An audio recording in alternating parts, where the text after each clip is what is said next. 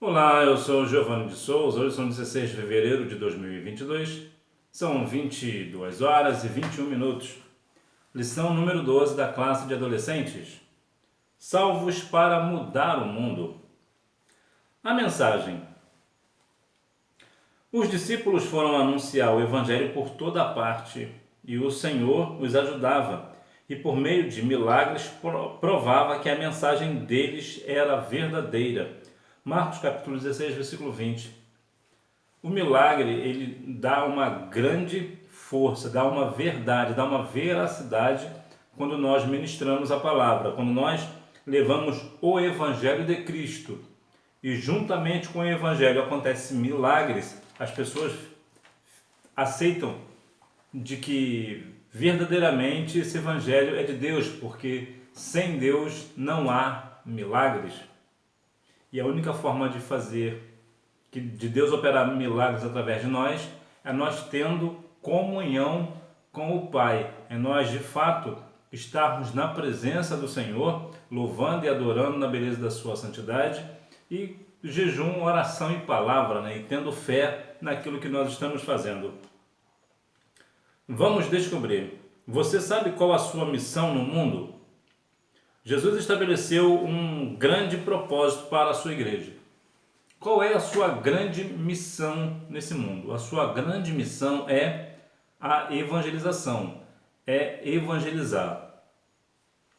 Existe de uma forma geral 3 formas para evangelizar. É indo fazer evangelismo, é financiando a pessoa, né, o missionário que está fazendo missões, ou orando, orando por esses missionários. Essas são as 3 principais formas de evangelização. Nós, claro que existem algumas situações que às vezes até a gente não se acha talvez apto para evangelizar, mas nós precisamos compreender que foi uma ordem de Jesus para nós, ir por todo mundo e pregar o evangelho a toda criatura. Então nós somos pessoas que o Senhor estabeleceu uma ordem, que é da evangelização. Nós precisamos continuar evangelizando o nosso vizinho, as pessoas ao nosso redor, aquelas pessoas que nós temos de alguma forma algum contato direto, né, para que assim pudéssemos falar do amor do Senhor, para alcançar essas pessoas ao reino do Senhor. Então que nós venhamos ter ciência dessa missão. E qual é a missão nossa individual e da igreja? Evangelização. Hora de aprender a igreja e sua missão transformadora. É muito interessante, ainda falando sobre a questão de missões, que sim, mesmo você sendo adolescente, sim, você é uma pessoa apta para evangelizar. Tendo em vista que eu já evangelizei até mesmo com crianças, né? E as crianças, sim, elas evangelizam, que é uma beleza. Hora de aprender a igreja e sua missão transformadora. A igreja primitiva em Jerusalém. Após o batismo no Espírito Santo, os cristãos primitivos em Jerusalém experimentaram um grande avivamento. Eles estavam dispostos a falar de Jesus incansavelmente, compartilhavam seus bens uns com os outros, de maneira que não havia entre eles quem tivesse necessidade de roupa e comida. Olha que interessante, estavam dispostos a falar de Jesus incansavelmente. As pessoas precisam, a igreja, nós, cada um de nós precisamos continuar falando de Jesus. Por mais que o mundo fale de muitas coisas, mas nós precisamos ter o nosso foco da nossa missão, da evangelização, falando do amor de Jesus. Um outro ponto muito interessante é que esse povo da igreja primitiva em Jerusalém, eles tinham uma coisa em comum, era justamente isso, comunhão. Tudo que alguém possuía, eles vendiam e repartiam entre si, então ninguém sentia falta de coisa alguma. Todas as pessoas tinham as mesmas coisas. Aqui dá muito uma ideia de que quando nós temos e repartimos com alguém, multiplica-se aquele bem. Porque quantas pessoas hoje estão presas ao dinheiro? Aí morre e o dinheiro fica aí, as pessoas que ficam aí ficam brigando pela fortuna, não é assim? Quando nós temos valores, ou propriedade, ou outro bem, e nós fazemos o bem com aquele bem que nós temos, nós estamos exaltando o nome do Senhor. Eu não estou dizendo aqui para que você venha vender a sua casa e colocar a sua família na rua, não é isso.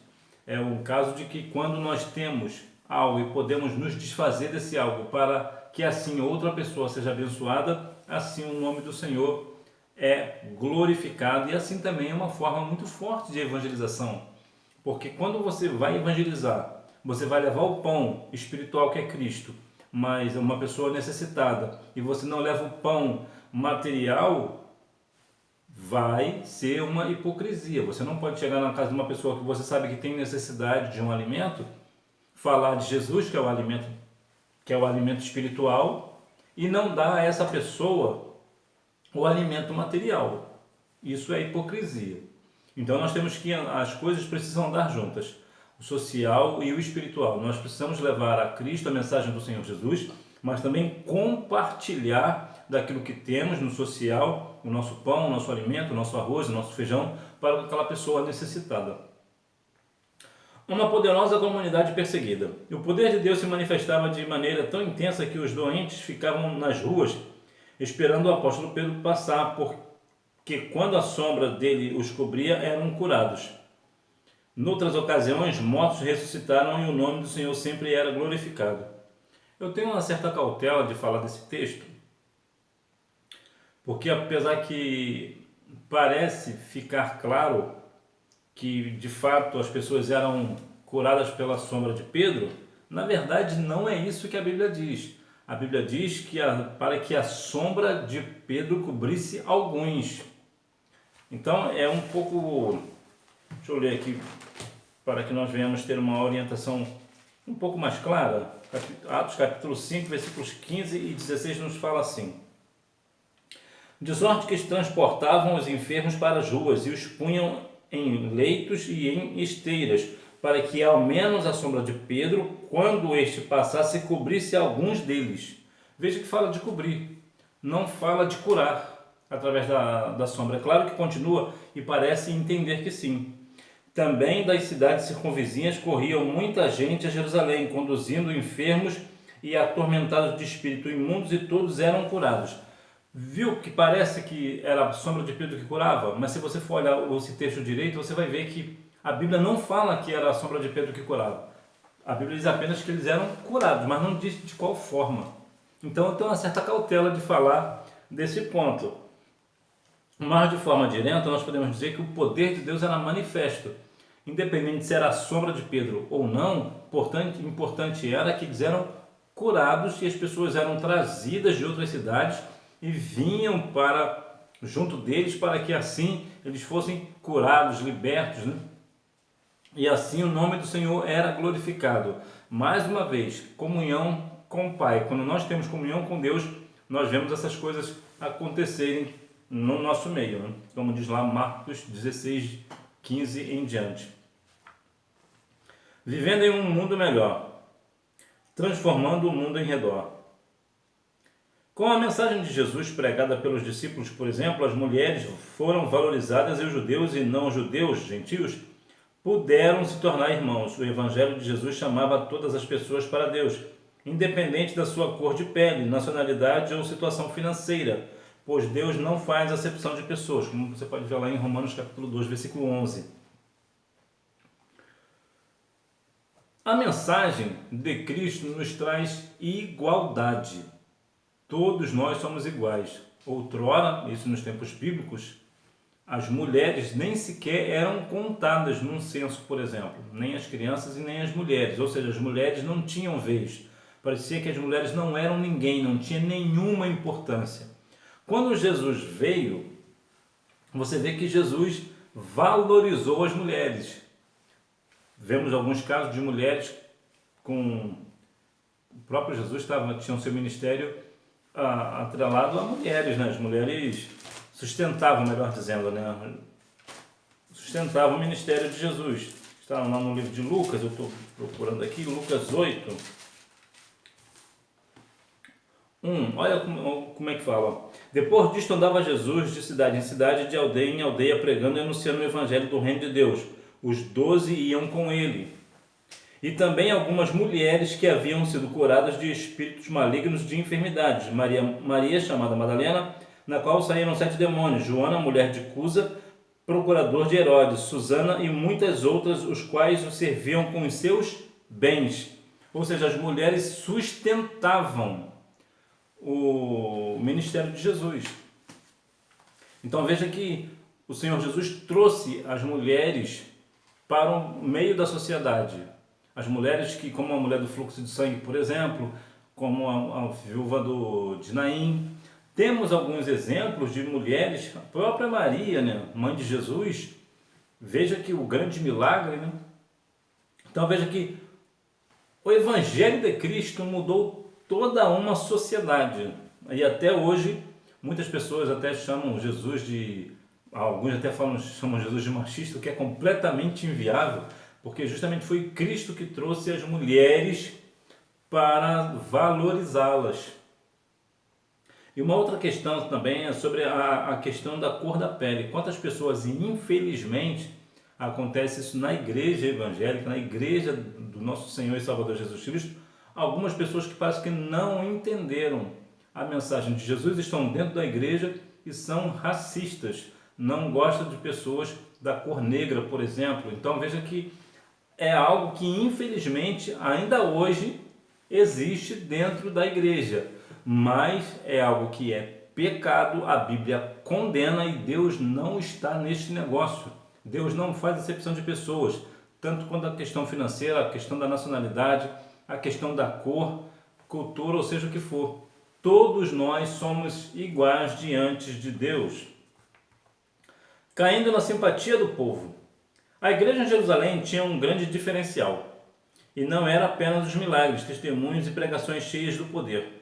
O maior diferencial dessa igreja foi a sua capacidade de amar. Foi principalmente por isso que os cristãos caíram na simpatia do povo. Lembra que eu falei anteriormente? Que quando nós repartimos o nosso alimento, isso é uma questão muito forte de testemunho, de evangelização, melhor dizendo, é o nosso testemunho. Quando nós amamos o nosso próximo, veja que, apesar dos milagres, dos testemunhos, o forte era o amor da igreja. Quando a igreja, é claro que nós precisamos de ter testemunho, precisamos dos milagres, mas o amor da igreja é muito forte. Porque muitas das vezes as pessoas vão ter sempre aquela mesma visão da igreja. Se a igreja foi fazer um trabalho de evangelismo, as pessoas sabem que as pessoas da igreja sabem que aquela determinada família está passando por uma necessidade e a igreja não supra essa necessidade, podendo suprir, as pessoas logo apontam. A igreja chegou aqui, falaram de Jesus e tudo mais, trouxeram uma palavra boa, mas a minha família está passando necessidade, eu estou desempregado, nós não estamos passando uma situação difícil e ninguém trouxe um alimento para nós.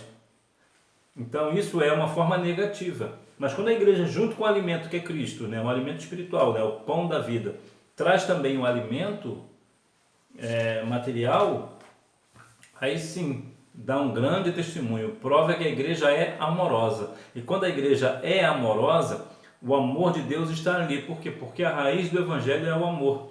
Quando nós amamos com as nossas atitudes, nós mostramos que de fato somos pessoas salvas na pessoa de Cristo, não porque nós estamos fazendo uma boa ação, mas porque pessoas salvas praticam boas ações e demonstram amor em ações. Ganhando o mundo para Cristo, saindo da zona de conforto. Deus os incomodou, tirando-os da zona de conforto, que era Jerusalém, e eles saíram pregando o evangelho por todos os lugares por onde iam passando. O Senhor tinha um projeto de alcançar o mundo inteiro com a mensagem da salvação. E foi o que aconteceu. Será que você não está aí na sua zona de conforto? De repente aí no teu sofazinho, aí no domingo, de repente jogando um videogame, né? Alguém chama, vamos evangelizar? Não, estou muito ocupado aqui. Olha lá, hein? Está mais do que na hora de você sair da sua zona de conforto. E o que é a zona de conforto? É justamente isso, é você estar num lugar muito confortável. Você não quer fazer nenhum esforço, não quer fazer nenhuma força.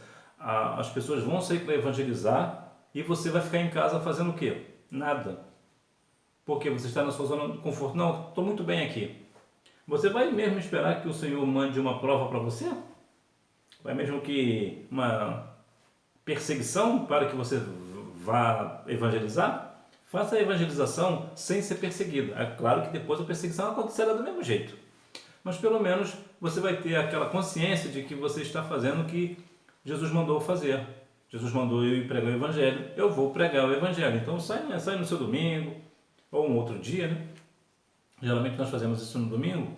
Vai evangelizar com a igreja, vai junto, vai pegando a prática, vai pegando o jeito, que você vai ver que, de fato, você faz toda a diferença na evangelização.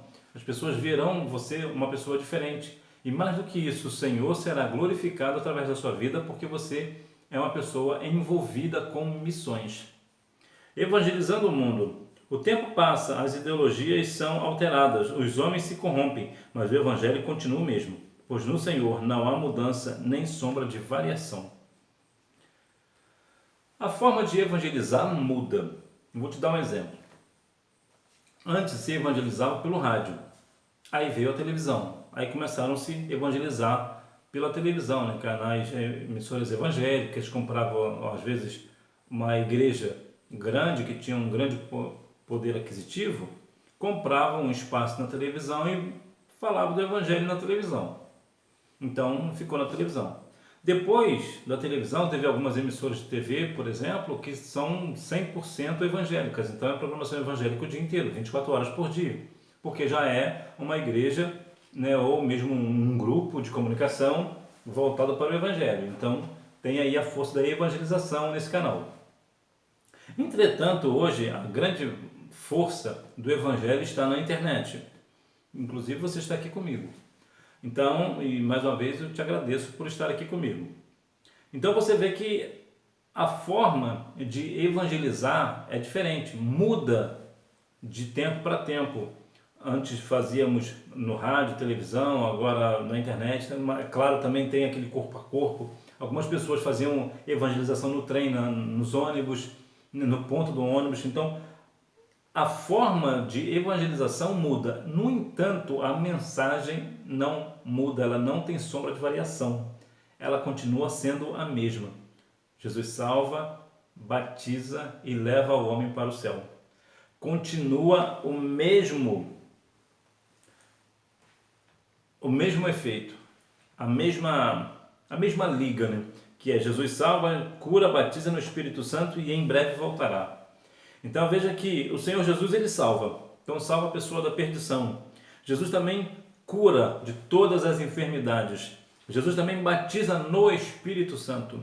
E depois de todas essas coisas, no dia do grande dia do arrebatamento, salvará ele, certamente o Senhor Jesus virá no arrebatamento. Então veja que nós precisamos continuar evangelizando o mundo desta forma, falando que Jesus salva, cura, liberta, batiza no Espírito Santo. E por que isso? Porque hoje as pessoas parece que perderam o fio da meada, né? Parece que perderam a liga.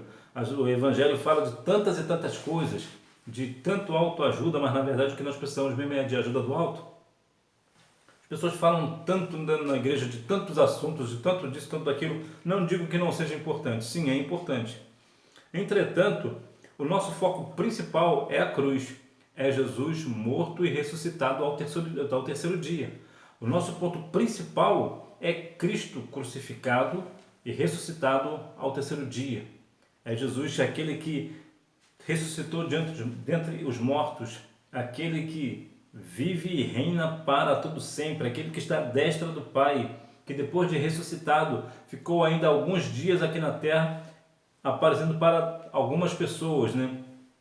Então, até para testemunho, né? Que de fato ele estava ali com o corpo glorificado e realmente ele era e é o Filho de Deus. E isso sim é o nosso foco. Nós precisamos continuar pregando a Cristo e pregando que inclusive ele voltará para buscar a sua igreja. Conclusão.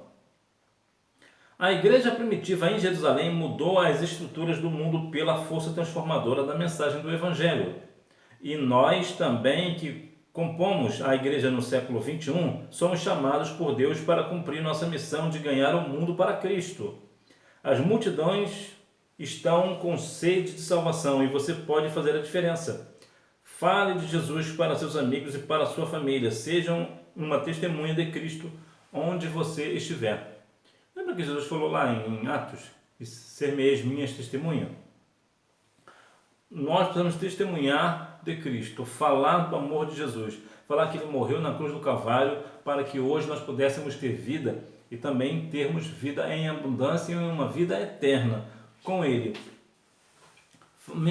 Falar sobre o amor de Deus que deu seu Filho na cruz do Calvário por nós.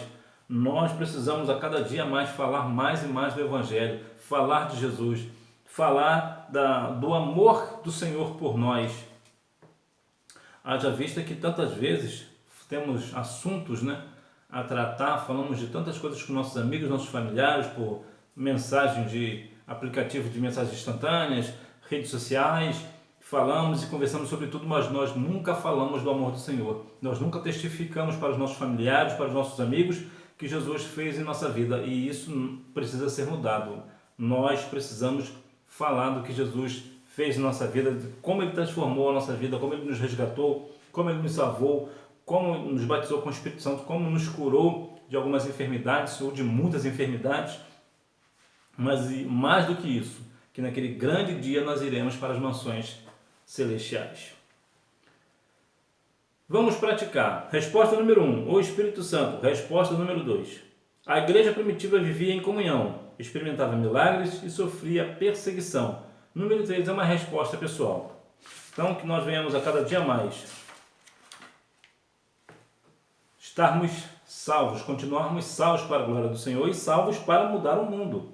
Nós venhamos ser salvos para mudar o mundo, porque uma vez que nós somos salvos, nós também queremos que os nossos amigos, os nossos familiares e também os nossos inimigos também sejam salvos. Sim, porque haverá pessoas que serão seus inimigos. A Bíblia diz que, se possível for, tenha paz com todos.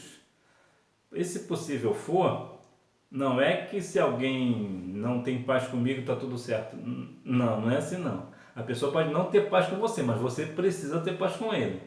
Então, que nós venhamos a cada dia mais continuarmos salvos para mudar o mundo, continuar engrandecendo o nome do Senhor, pregando que Jesus cura, liberta, batiza e leva o homem para o céu. Que Deus em Cristo continue abençoando a sua vida, que você tenha uma boa aula e não deixe de ir à escola bíblica dominical, até porque quem faz a escola é o aluno. Tchau!